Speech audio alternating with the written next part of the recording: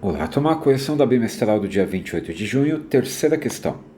Se a razão entre um número de diagonais d e de lados n, com n maior que 3, de um polígono for um número inteiro positivo, então o número de lados desse polígono, item A é sempre ímpar, item B é sempre múltiplo de 3, né? Qual a alternativa correta? Então, primeiro, razão significa divisão. Então ele está falando a divisão entre o número de diagonais d e o número de lados n de um polígono.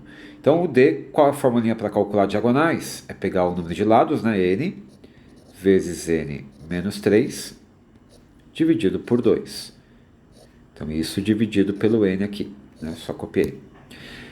Pode cortar esse n com n? Pode, né? Vamos deixar isso óbvio.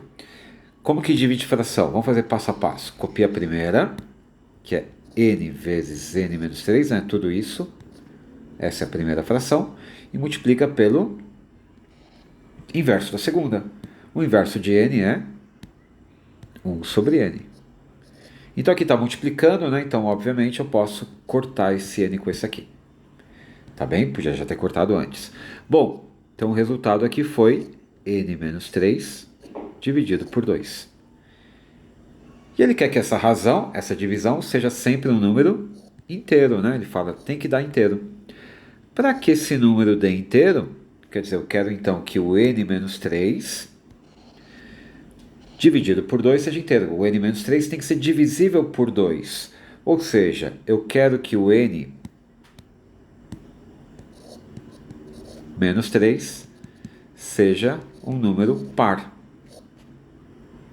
E aí, brincando aqui com a aritmética dos inteiros, né, a gente sabe o quê? Se você tem um número par e subtrai um número ímpar, qual será o resultado?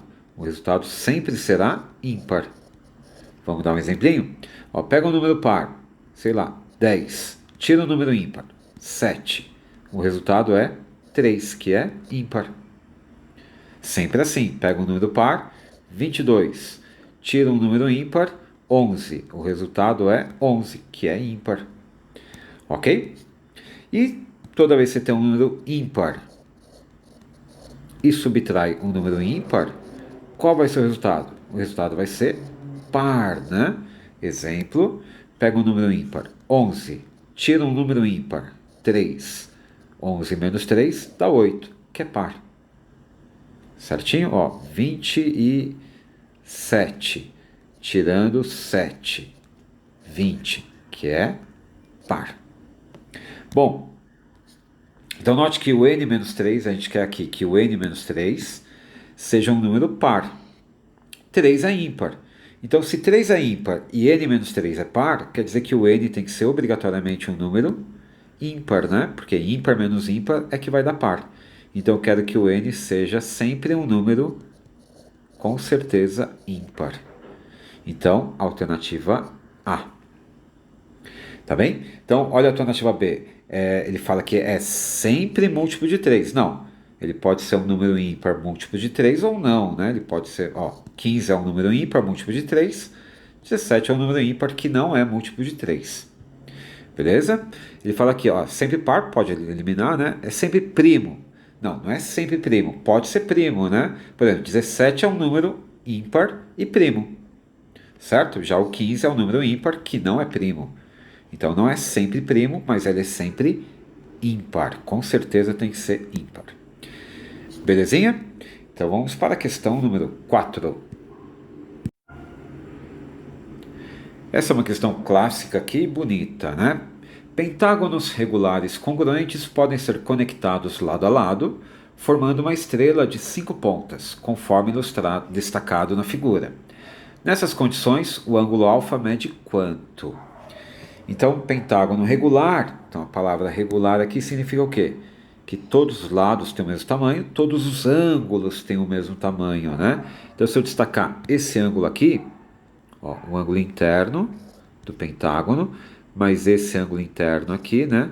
E esse ângulo interno aqui. Repara que esses três ângulos internos medem a mesma coisa, são pentágonos regulares. E juntando esses três mais o alfa, tem que dar 360 graus. Então essa é a chave da questão, né? Quanto vale então o ângulo interno de um pentágono regular? Bom, a gente pode calcular primeiro a soma dos ângulos internos de um pentágono regular, usando a formulinha n-2, para saber a soma dos internos, vezes 180. Então, no caso aqui do pentágono, são 5 lados, então fica 5 menos 2, vezes 180. Então, vai ficar 3 vezes 180, né? 3 vezes 180 é 540 graus. Então, pentágono regular, todos os ângulos medem a mesma coisa. Então, são 5 ângulos internos. Para saber quanto vale um, basta pegar a soma total, a soma deles, e dividir por 5, né? Então, isso vai dar 108 graus cada ângulo interno. Ok? Então, vamos ter 3 vezes os 108 graus, mais o alfa, tendo que totalizar 360 graus. 3 vezes 180, 324. Mais o alfa tem que dar 360, portanto o alfa é 36. Alternativa C. Belezinha?